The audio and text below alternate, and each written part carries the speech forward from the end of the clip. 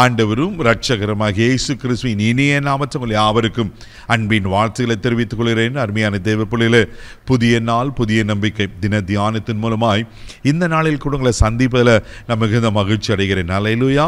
இன்றைக்கு கூட கர்த்தர் நமக்கு கொடுக்கிற வார்த்தை என்ன? எபிரேயர் நிருபம் 11ஆம் அதிகாரம் 6வது வசனத்தை கூட நான் வாசிக்க கேட்போம்.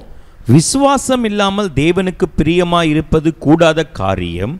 ஏனென்றால் தேவனிடத்தில் சேருகிறவன் அவர் உண்டு என்றும் அவர் தம்மை தேடுகிறவர்களுக்கு பலன் அளிக்கிறார் என்றும் விசுவாசிக்க வேண்டும். அல்லேலூயா. எவ்வளவு அழகா இங்க சொல்லப்பட்டிருக்கு பாருங்க. விசுவாசம் இல்லாம தேவனுக்கு பிரியமாய் இருப்பது கூடாத காரியமா?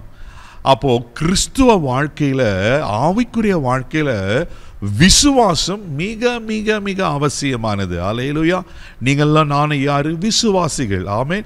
அப்படின்னா ஆண்டவரை நம்புகிறவர்கள், ஆண்டவரை ஏற்றுக்கொள்ளுவது மாத்திரம் இல்லாம அவர் தான் என்னுடைய இரட்சகர், அவர் தான் என் பாவத்துக்காக மரித்தார், அவர் இரத்தத்தினால தான் என் பாவம் மன்னிக்கப்பட்டிருக்கிறது அப்படி சொல்லி முழுமையாய் ஆண்டவரை விசுவாசிக்க வேண்டும்.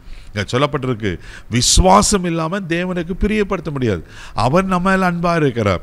அவர் நம்ம மேல அன்பா இருந்தனால்தான் யோவான் 3:16 வாசிக்கிறோம், தேவன் தம்முடைய ஒரே பேரான குமாரனை விசுவாசிக்கிறேனோ அவன் கெட்டு போகாமல் நித்திய ஜீவனை அடையும்படிக்கு அவரை தந்தரில் இவ்வளவாய் உலகத்தால் அன்பு கூர்ந்தார். பிதா தம் செல்ல பிள்ளை இயேசு உலகத்துக்கு அனுப்பி வைத்தார். தேவ பிள்ளைகளே, இயேசு தன் ஜீவனை கொடுத்தார். ஆமென். அப்போ பாருங்க, அவங்கெல்லாம் அன்பு வைத்ததுனால தான் இன்னைக்கு நமக்கு ஜீவனை பெற்றிருக்கிற, ரட்சிப்பை பெற்றுக்கொண்டு இருக்கிறோம் அல்லவா? அப்போ நான் அவனுடைய பிள்ளையா இருக்கிறேன்னா, ரட்சிக்கப்பட்டிருக்கிறேன்னா, நான் ஒரு விசுவாசியா இருக்கிறேன்னா ஆண்டவரை 100% நம்ப வேண்டும். அல்லேலூயா. இங்க சொல்லிட்டு தேவனுக்கு பிரியமா இருக்கக்கூடாத காரியம் சொல்லிட்டு, தேவனிடத்தில் சேருகிறவன் உண்டென்றும் அவர் தம்மை தேடலுக்கு பலன் அளிக்கிறார் என்று விசுவாசிக்க வேண்டுமா?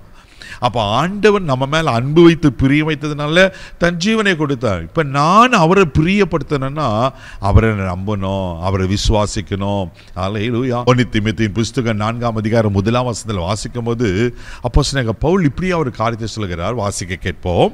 ஆகிலும் ஆவியானவர் வெளிப்படையாய் சொல்லுகிறபடி பிற்காலங்களிலே மனசாட்சியில் சூடுண்ட பொய்யருடைய மாயத்தினாலே சிலர் வஞ்சிக்கிற ஆவிகளுக்கும் பிசாசுகளின் உபதேசங்களுக்கும் செவி கொடுத்து விசுவாசத்தை விட்டு விலகி போவார்கள். பாருங்க, இங்க சொல்லப்பட்டிருக்கு, சிலர் விசுவாசத்தை விட்டு வழுவி போனார்களாம். ஏன் வழுவி போனாங்கன்னா, இங்க வசனம் சொல்லுகிறப்பட்டிருக்கு, சில வஞ்சிக்கிற ஆவிகளுக்கும் பிசாசின் உபதேசங்களுக்கும் செவி கொடுத்து விசுவாசத்தை விட்டு வழுவி போனார்கள். தேவ பிள்ளையே, இன்னைக்கு வஞ்சிக்கிற ஆவிகள், இன்னைக்கு கள்ள உபதேசங்கள், ஆமென், தவறான உபதேசங்கள், அவைகள்லாம் கேட்கறதுனால தான் இன்னைக்கு விசுவாசத்தை விட்டு விலகி போறாங்க.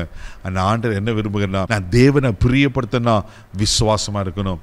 அதனால தான் வேதத்தில் வாசிக்கிறோம், ரோமர் 1:14 சொல்லப்பட்டிருக்கும், விசுவாசத்தினால் நீதிமான் பிழைப்பான். அதை யோவான் 11:40 வாசித்தீங்கன்னா, விசுவாசத்தால் நீ தேவ மகிமை காண்பாய் என்று ஆண்டு சொல்வார். தேவ பிள்ளையில, அப்ப நான் ஆண்டவரை பிரியப்படுத்தணும்னா விசுவாசத்தில் இருக்கணும். விசுவாசத்தில் நிலைத்திருக்கும் போது எப்பேற்பட்ட காரியத்தையும் சாதிக்க முடியும். ஆமென். அப்போ விசுவாசத்தில் நிலைத்திருங்க, விசுவாசத்தை பற்றி கொள்ளுங்க. ஆமென். நிச்சயமா கர்த்தர் ஆசீர்வதிக்க உண்மையில் இருக்கிறார். கண்களை மூடி நம்ம செபிக்கலாம். அன்பு தகப்பனே, உமக்கு நன்றி சொல்லி உமக்கு துதிக்கிறோம், ஸ்தோத்திரப்பா.